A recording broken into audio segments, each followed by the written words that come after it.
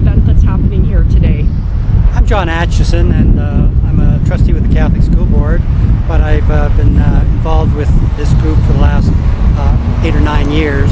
I'm chair of the committee this last few years, and I'm emceeing this afternoon's program. And the group that you're with, is that the Edmonton Coalition on Housing and Homelessness? It's a subcommittee of that group. Just call ourselves the Memorial Committee. We don't meet on a regular basis with the coalition, but we have ongoing liaison with them, and it's indeed a function of the coalition. And what is happening here today?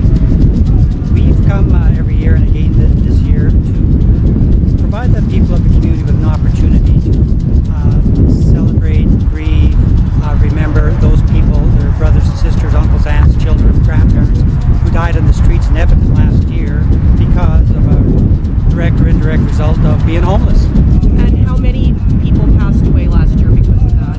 Our numbers, and I'm always worried that they're always conservative, but for sure 40, 11 women and 29 men died because of this homelessness. Why is an event like this important? I think for most people, you have to take time to grieve, and we have funerals, wakes, and so on, to just take time to say goodbye in a special way. The coalition felt that, well, the people who lost relatives, brothers, sisters, children, grandparents on the street really have not had a formalized opportunity to grieve and to celebrate the life of one that has died. And so we've provided this opportunity, and people have responded really surprisingly. We always have quite a number out, and each one comes forward with a special gesture remembering their friend or colleague or relative that died. I notice we're out here by the homeless statue. This used to be an indoor service, and now it's out. The last few years, it's been outside by the homeless statue. This is our third year at the homeless statue, and we did have it inside, yes, and it was in the middle of winter. But we realized, well, we do have this memorial statue for the homeless, and what better place to have a memorial celebration but at the statue that's put up for that very purpose. My name's Jim Gurnett, and I do educational things with Edmonton Coalition on Housing and Homelessness, and I also created this event 9 years ago, organized the very first time we did it, and it was an idea that friends had been doing in Toronto that I thought needed to happen in Edmonton too, to put a human face on homelessness. So you've been doing this for 9 years. Yes. Yeah. And the number of people who are honored each year, have you noticed it going up or down, or is there any kind of trend? It's mostly gone slightly up. That might be because we became more skilled at being able to find and identify people. I think the first year we had 28, but the last 4 or 5 years it's been in the range of 40 a year. So what I would generally say about it is that every year we're reminded that there continues to be a major crisis around homelessness in the city. What else would you like people to know about this event? Well, this is the one event ECHO does every year where we aren't political. We try to keep it as a time where family and friends and people who care can honor the lives of the people who have died and lost all the opportunities that the rest of us have. And so we don't talk so much about why this is happening or what we need to do about it. We just say there's something inherently unfair that people lose years of their life because as a society we don't make sure everyone has a home. Mr. Premier, why is it important for you to attend the ceremony today? Well, I think all of us as citizens have to come together and understand that while we live in the midst of so much, there are people who struggle, and there are people who don't have, and that belongs to the whole community. We all have to take responsibility for it. Thank you very much. Thank you.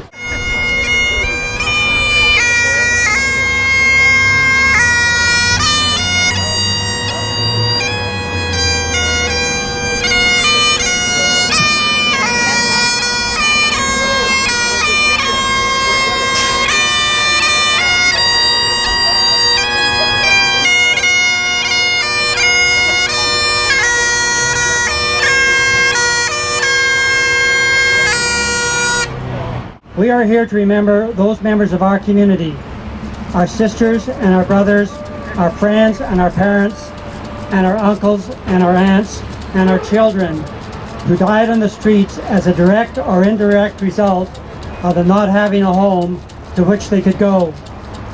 They died because they did not have a place where they could go to be warm and to be safe and to be comfortable. They did not have a place where they could be with family and friends. They did not have a place where they could find rest and sleep and watch TV and read and have a shower and be refreshed. They did not have a place from which they could go to visit friends and family, or to church, or to a sweat, or a powwow, and after which they would have a place to which they could return. They did not have a place in which they could be silent and reflective and prayerful. They did not have a place called home. I want to read a poem that moved me. I wish I could sing, but I cannot. A young boy ran through the door, tousled hair aglow. When he gave kisses and smiles, they were pure and good.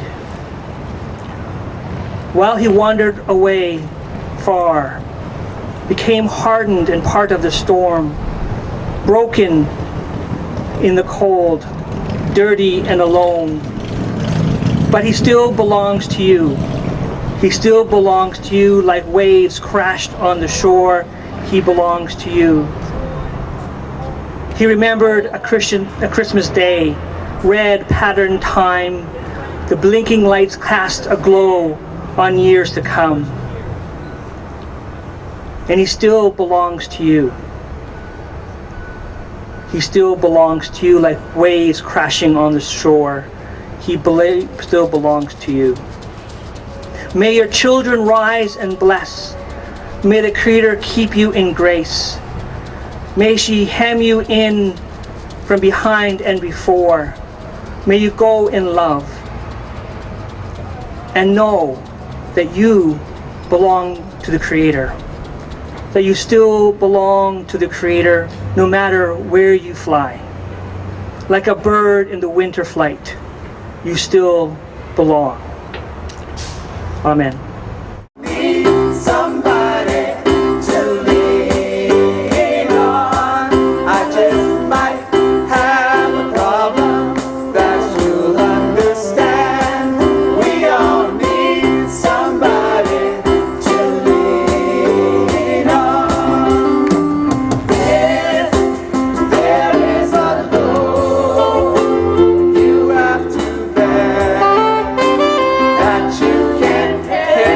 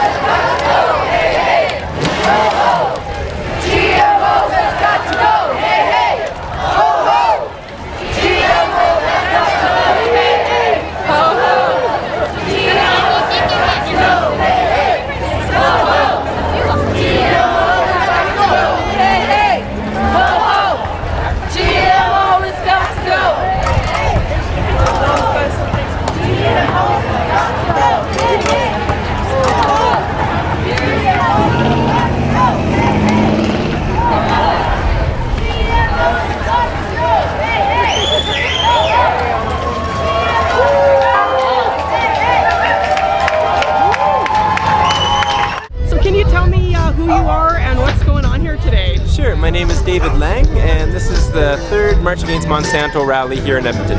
And are you with a particular group or organization who's helping put this on today? Well, I was with the planning committee, the March Against Monsanto planning committee. I'm also a member of Occupy Edmonton, and we pulled in a lot of people and resources from that organization to help put this rally together this time. So March Against Monsanto, what exactly is that? Well, we're standing against genetically modified organisms in our food supply. Monsanto is a chemical company which is trying to seize control of our food. As an organic farmer and growing up on an organic farm, I been ingrained against this sort of thing. I think food should be in the hands of people, not in the hands of corporations for profits. I think the biotech industry is altering food to try to maximize profits and is causing ecological risks and also health risks for people. And what do you think should be done to help protest against groups like Monsanto, protest against GMOs in general? I think the most effective first step we can take, the kind of low-hanging fruit, is what's happening a lot in the United States with labeling. I feel if we can push to get GMOs labeled, then the consumer will have the ability to make the conscious choice to choose GMO or non-GMO, and also it'll put the topic into the mainstream eye of the average consumer. A lot of people don't even know about GMOs. It's very secretive what the biotech industry is doing, and it's the food we're eating. So it's very pertinent information that we should all have. Great. Okay, thanks. I was asked to talk a bit about climate change as well with Monsanto. It doesn't seem like there's a correlation. But of course, when Monsanto came out in the 60s with all of their miracle stuff for soil, one of their claims was that their new GMO products would also increase yields, especially in drought conditions and flood conditions, all of the ones that of course we know are anticipating for climate change in certain areas. The science, of course, never bore that out. Study after study has indicated that there is no way the GMOs fulfill these requirements. The other issue, of course, is that the UN has come out saying that beyond a doubt, organic farming, especially on small scale, is the best way to feed the planet, particularly in local areas. We already... Yeah, organic! So we know this from science, we know this from other things. Monsanto is still claiming that if you use their GMO products, you'll have higher yields, but we also know that because of their knowledge of science, they've also perverted it to try and say things that we know aren't true. For example, that their chemical farming will feed the world. Well, we can already feed the world. We already have enough food for 11 billion people, but it's not getting to the people. One of the reasons it's not getting to the people is because they can't afford it. Because Monsanto is making sure that seeds are no longer affordable, that food is no longer affordable. Most people don't know that in Canada, we store about 150 days worth of wheat. We have literally millions of tons of wheat sitting in bins that is really hard to keep dry, to keep from blowing up, to keep cool, to keep from molding. We keep that, and we are not allowed to sell it on the world market because it will drop the prices. Monsanto has been extremely instrumental in making sure that it stays that way. 300,000 farmers in India, small farmers, have committed suicide because they owe so much money to Monsanto that they can't keep their farms from going under.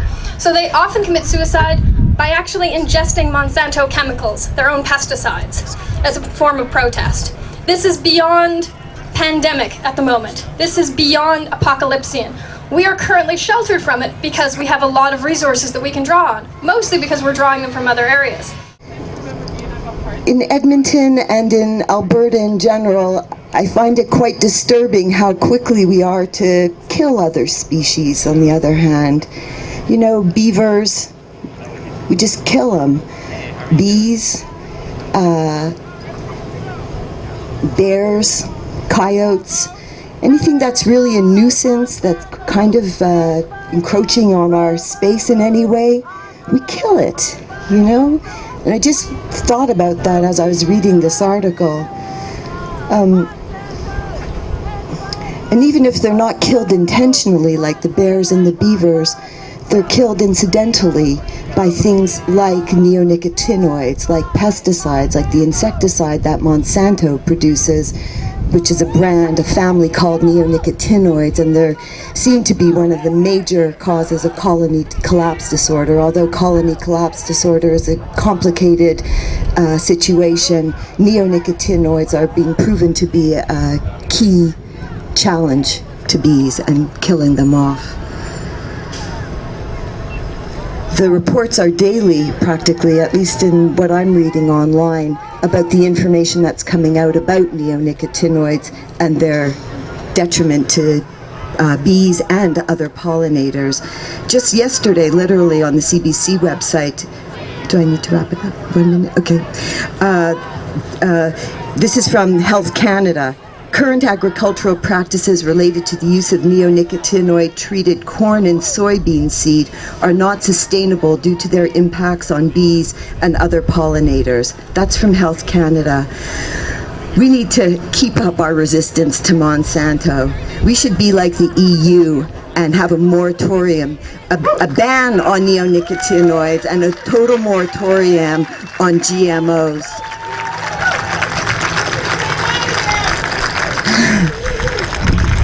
We also need better local zoning bylaws that safeguard land and encourage sustainable living.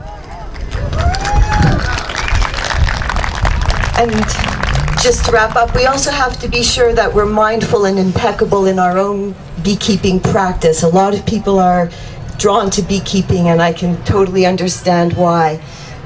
But this is dealing with and working with, 70,000 bees in a hive at the height of summer. And we really need to make sure that our practice is as mindful and impeccable so that we don't cause harm to them as well. So there's a few groups involved in beekeeping, urban beekeeping and non-urban beekeeping. There's lots of electronic and print available.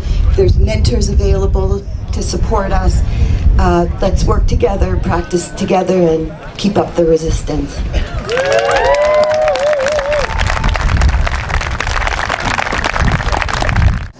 Hi. Okay, I actually have many hats. I'm a parent. I'm a consumer of food. My wife and I started and we own the Organic Box.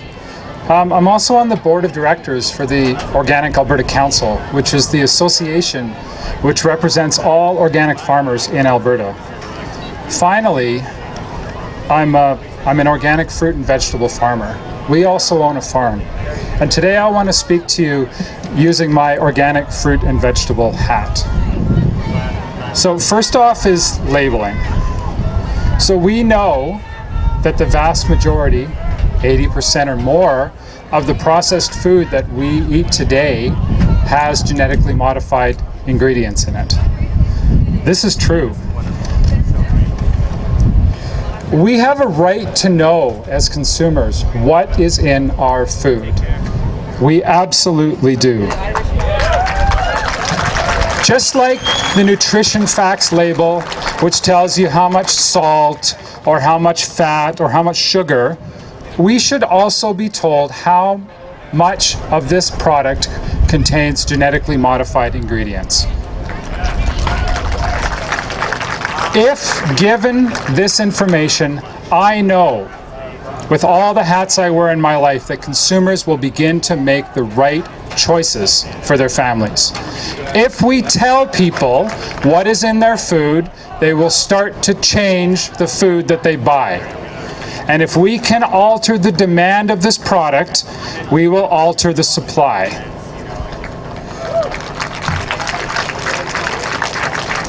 Now, this battle is already being fought in the US. Many states have introduced food labeling laws. Many plebiscites and votes have been had, and the battle is ongoing. But in Canada, that battle hasn't really started yet. And it's time that we brought that debate and we brought that discussion to Canada. We need to have a national conversation about food labeling for genetically modified ingredients.